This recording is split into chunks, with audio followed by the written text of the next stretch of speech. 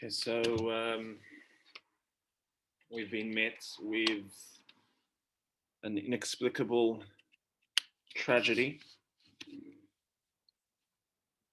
and tragedy brings up a lot of things, a lot of questions, a lot of confusion, a lot of emotion, and I want to deal with one element of this specific tragedy, not this specific tragedy, but tragedy in general, and how to approach tragedy. God forbid that there ever is another tragedy.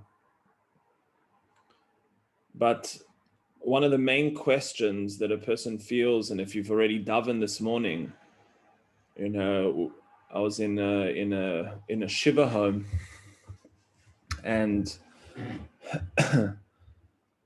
you're putting on your tefillin, you're davening to Hashem, you're saying that Hashem is a merciful God. Not only is Hashem a merciful God, we refer to Hashem as a loving God, an Ava Rabba. We say that Hashem has extreme love, Avas Oilam, a constant, eternal love. And then you're a bit struck. And a bit, I think, is not necessarily the right word. You are substantially struck with the contradiction of emotion, the conflict of emotion. I'm here meant to be davening to Hashem, feeling a oneness, feeling supported, feeling a love. And then I've got the image of, this stampede. I've got the image of immense loss and immense tragedy. And not only immense loss and tragedy to, insane proportions, but on a day which is representatory of spirituality, which is there to serve you, Hashem, which is there to honor you, which is there to exalt you. And yes, the initial, pushback will be to, point fingers and say, oh, these Haredim, they shouldn't have been there. The numbers, the absolute dearth of responsibility, and all of these horrible thoughts that come through a person's mind, and to a certain extent they have legitimacy, and there's so much suffering that a person wants to experience or alleviate their suffering through blame. But it doesn't help. It doesn't help in any way. It only exacerbates the suffering even more, and it leaves a person deeply lacking through experiencing tragedy through blame. So how are we meant to understand, how are we meant to engage, how are we meant to connect to Hashem after such a thing?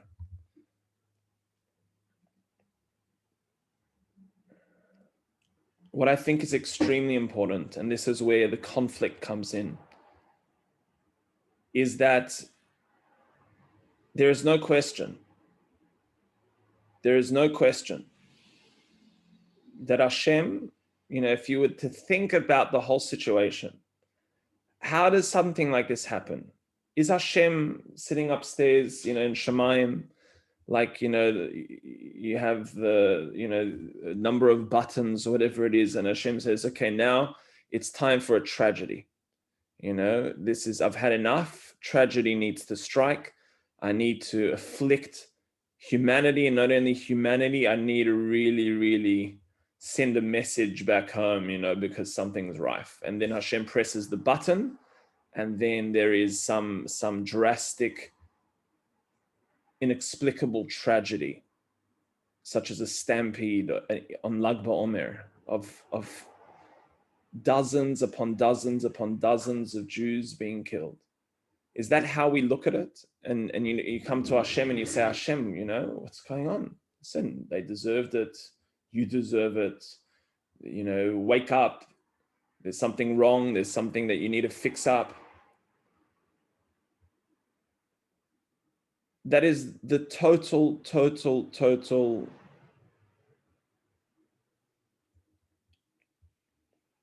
problematic understanding of Hashem.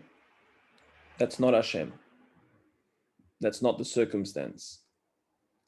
We know that Hashem and the 13 attributes of God is mercy, is love, is forgiveness, is oneness, is connection.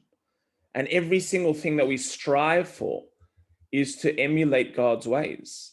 And God's ways are that of patience, of love, etc., etc. All of those energy forces of clarity, of oneness.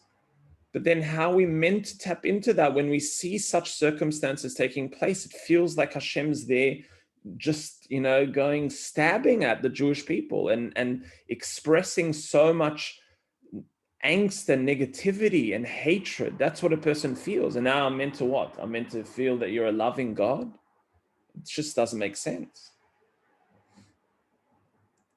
So what I think is important to understand is the following. We've spoken about the concept of punishment in the world and the concept of judgment. And the general understanding of such topics, I think, is substantially erroneously understood. The way that we view punishment, the way that we view judgment on a spiritual level, is not that we have erroneous behavior that Hashem has to come along and quell through giving us, a substantial touch. It's not how it works. It's not how the world works, and not how Hashem built this world. The way that I believe is the most healthy way spiritually and in general to deal with such tragedies, and it has to be dealt with, because there are a number of ways, as we mentioned. You either blame, or you try and forget, or you try not to think about it, which is the same as trying to forget, or you try and understand why Hashem does such a thing, and you say, no, it's because we're guilty. We're guilty. We've done so much wrong, and Hashem is teaching us we have to fix our actions and fix our behavior. And that is not a healthy way of viewing this. This is not a healthy way of growth. Growth is not motivated by killing so many people through being crushed in a stampede. That's not how you motivate growth. And Hashem is not motivating growth through that intention at all. So what is Hashem doing? Hashem runs the world. Hashem knew and knows and will know. And Hashem obviously allowed this to happen. So how do we understand it? So we have to understand, and I want to take it away from the direct situation at the moment and come back to an analogy which we've used before. Hashem built a world, and the world is a world with infrastructure, with laws of nature, with reality. And it says, if you're on a rooftop and you jump off, or you fall off, the outcome is that the gravity and the impact of gravity will affect the individual. And the Sefer HaChinuch speaks about this, that only few individuals were able to survive and go beyond the natural realms of creation. So there is a natural framework in this world of how the world functions. You put your hand into fire, it gets burnt. You don't have, access to oxygen, a person will become asphyxiated. God forbid, all of these elements. So there is a natural back and forth of how the world functions. And that's what Hashem created. The world is in creation in such a framework. Now, same too, just like Hashem created a world in such a way, Hashem also created spiritual outcomes, circumstances that eventuate from spiritual activity. Now we understand that the spiritual self is analogous to our bodies and everything in the world as well. And we understand that when there is infection in the body, or there's a state of malnutrition, or there's a state where a person neglects themselves physically or emotionally, we understand there are consequences to that. A person becomes afflicted physically. The body reacts to it. If you're not eating healthy, if you're not exercising, and if you're not looking after yourself, the outcome is that a person will experience illness, God forbid. Now, does a person come along and say, Hashem, how can you let this happen to me? How can you allow this to happen to me? And Hashem is sitting there and saying, listen, all you've been eating, is unhealthy food, problematic things that are affecting your cholesterol, affecting your sugar, no concept of health. And you perplexed as to how this is eventuated in terms of your own physical illness? No, there are consequences to your behavior, and you have to be responsible for that. You have to understand that these consequences come because of your decisions. Now, it's not Hashem coming along and inflicting the person with high cholesterol. It's not that Hashem is coming along and saying, I want you to have a heart attack now, God forbid. No, your heart is failing because you have made decisions and you have taken the steps in your life which potentially a person shouldn't have taken. And that's how it is eventuated within a physical realm. Now we have to understand that on the metaphysical realm, on a spiritual realm, that exists as well. We understand that the world that we live in, no one would disagree to say is substantially problematic. You look right, left, center, behind you, and there are problems everywhere. Simply speaking, I engage with just a simple issue I'll bring up to you.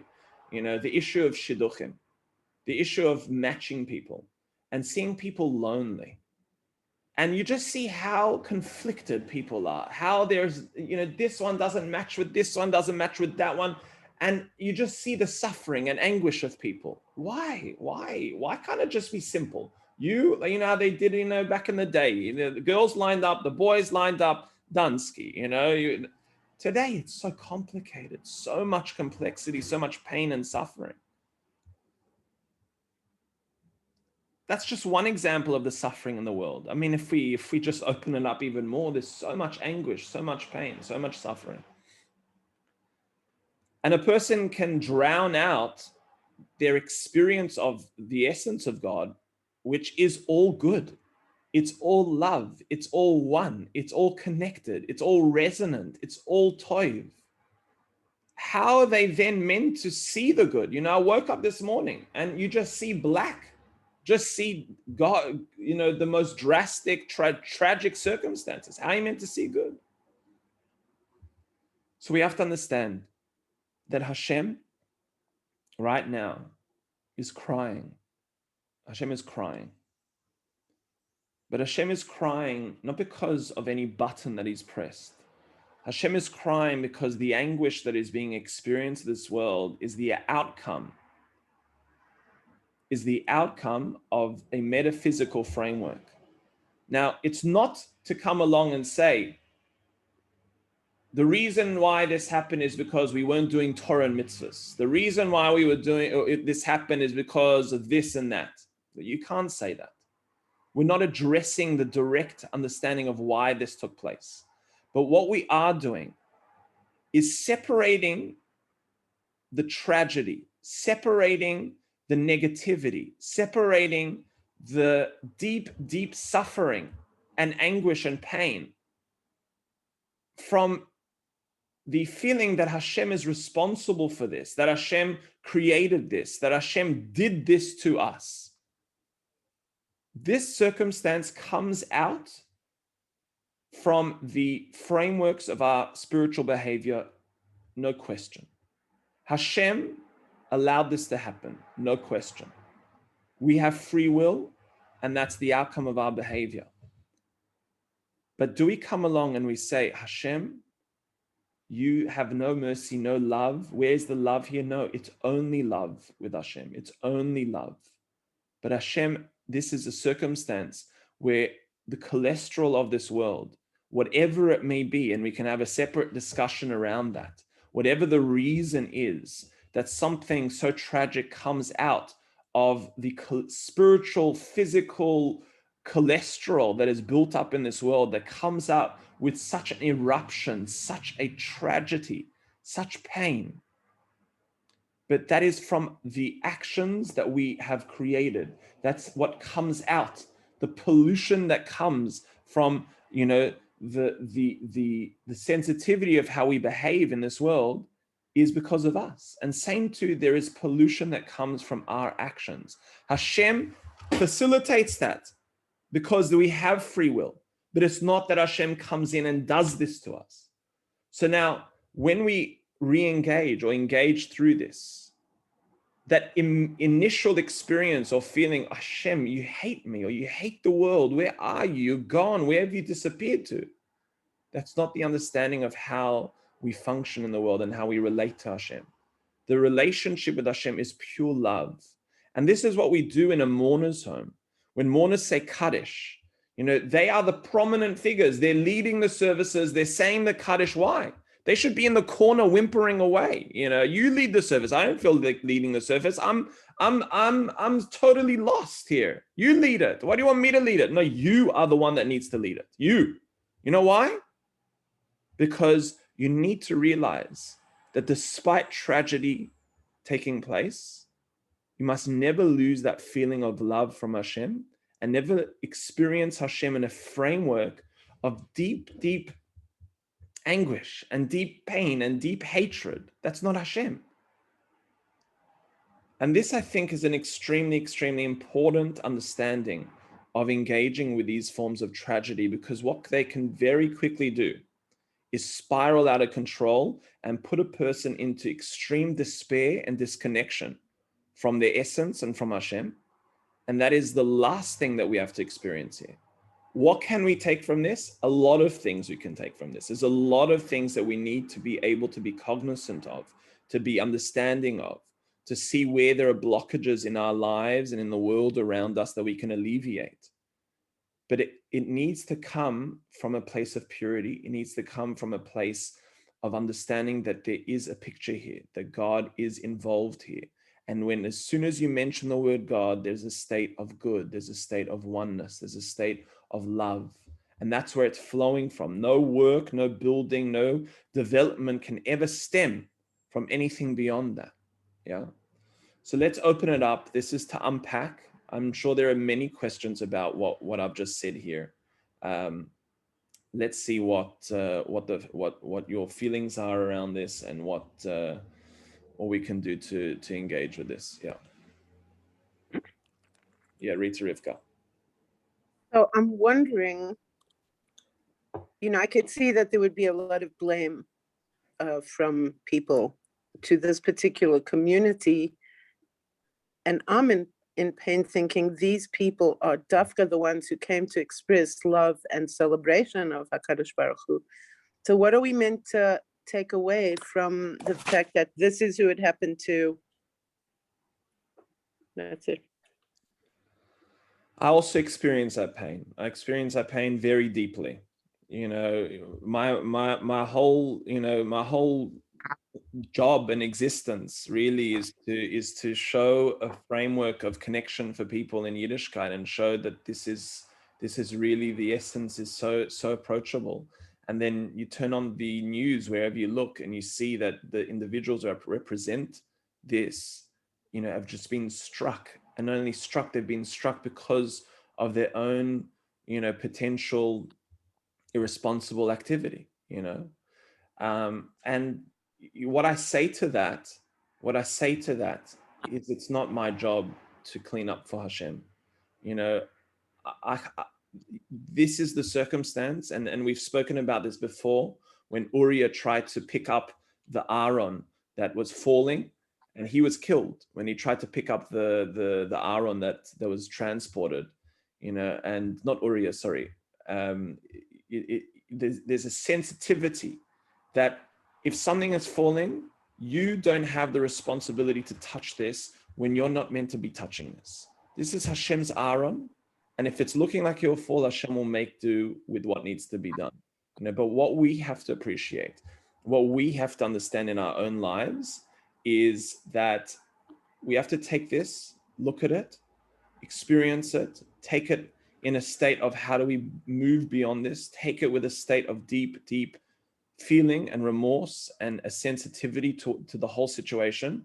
But you can't accept responsibility for this type of behavior, and you can't expect responsibility as well for how this happens to a community. Yes, you can accept the responsibility to understand and say, how do I grow from this in terms of where there are obstructions in my life and where there is spiritual cholesterol in my life that is creating or contributing to the pollution in this world that is suffocating existence. And there's a lot of work that we can do around this, that we need to do around this. There's a lot of responsibility, but that's spiritual responsibility. You are not Hashem's PA and PR, and you don't have to accept the responsibility in that sense. Yeah, but it is a massive question. It is a massive question. Why specifically them? Why specifically the most fervent, driven, loving towards Hashem? Why? That's a very, very big question. And those questions are very difficult to answer. Those questions are very, very difficult to answer. We don't know why. We don't know why. And again, there's such knee-jerk reactions that can come from it and say, I'll tell you why. I'll tell you exactly why. And I can come to you and tell you exactly why as well. I've got many exactly whys, why exactly as well. But that's not healthy. It's not necessary. It's not necessary. There's a tragedy that struck. There's a circumstance that hit us. So we know when a person's involved in a mitzvah, Hashem protects them. How can this happen? How? So we have to understand that there is significant cholesterol in the world that is creating blockages that have eventuated in such circumstances. And we have to alleviate those blockages. What are they? Where are they?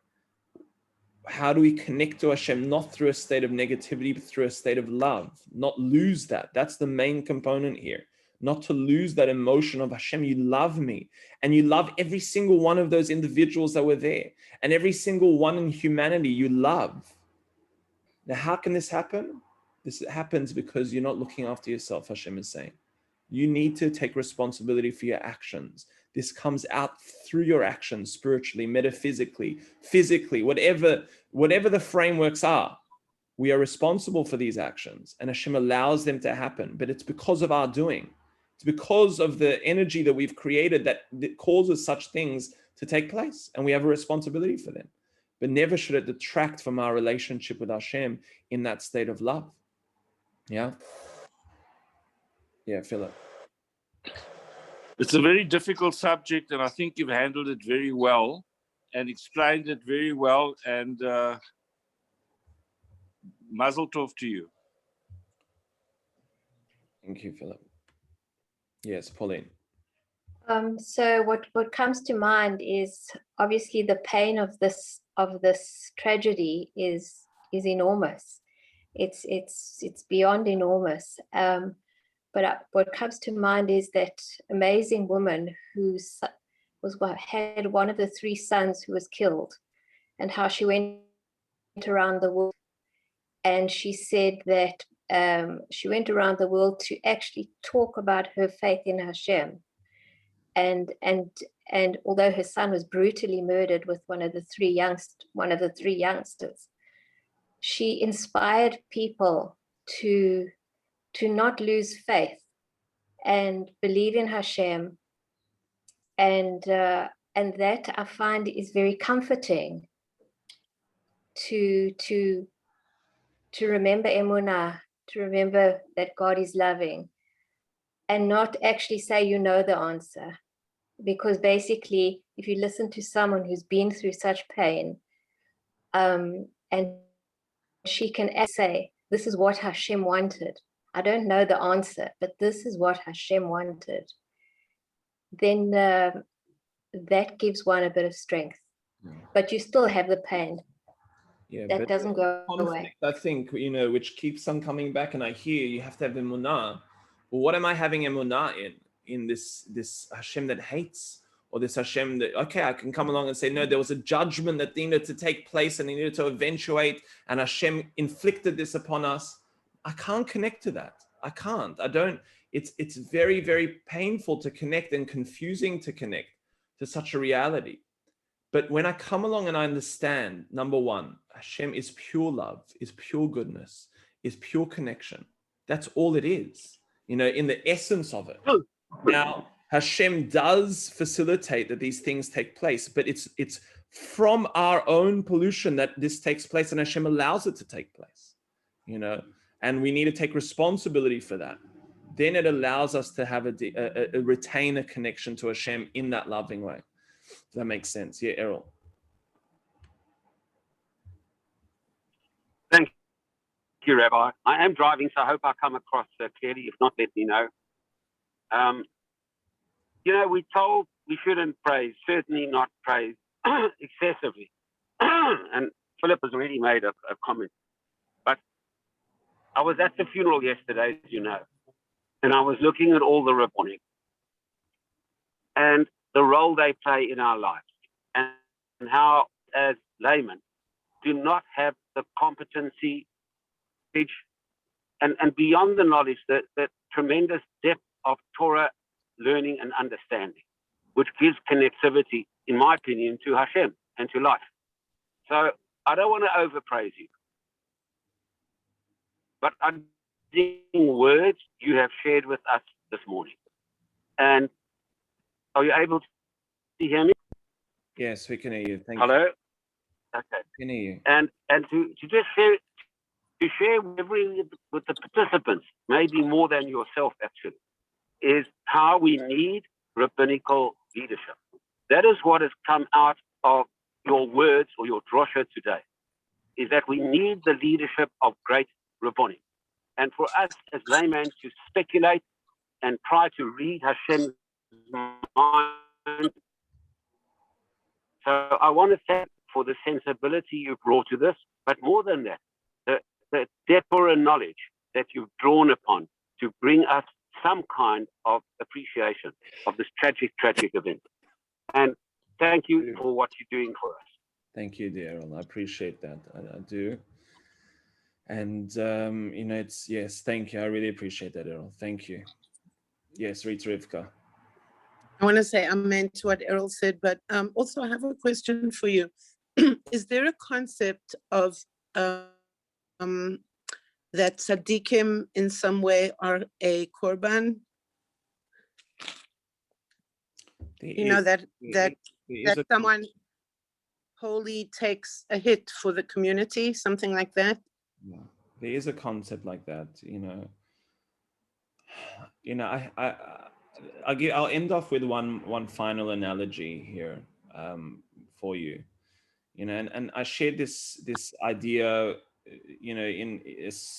also in a shiva house where we lost someone, and in front of a family that's just lost someone, and lost someone not through tragedy, through loss through old age, and you can't help but feel there's still tragedy there. It's still extreme loss. How do you deal with that? How do you understand that? Why does Hashem do that? Now, if you understand that everything in life has this upward trajectory, everything in life needs this connection to immense expansivity and warmth and connection to Hashem in the deepest state of the word. Now, the soul sometimes reaches a place where it is blocked by the body. It's had enough of the body. It needs to be released from the body so it can continue its journey to connect. And I look at an individual of old age and I say, their soul needed to evolve out of the body. It needed to go to a place of deeper oneness with Hashem. It had enough in this world. It did its job in this world. It suffered enough in this world for whatever reason. And if you think about all suffering in life, it is the conflict between the soul elevating and trying to extricate itself out of the constricts of the physical realm that we live in, the egoic realm that we live in. That's where suffering happens. And you know, the analogy that's given is almost like the thorn bush that's immersed in this woolen clump, and you're trying to extricate it, pull it out. And that's how we view the soul and the relationship between the soul and the body in the most problematic circumstances. Now, I bring this to answer your question, Rita Rivka, because you know, you say the concept of tzaddikim being a sacrifice or a korban. Now we understand that tzaddikim are the closest to their souls almost already being out of their bodies. They're already up there.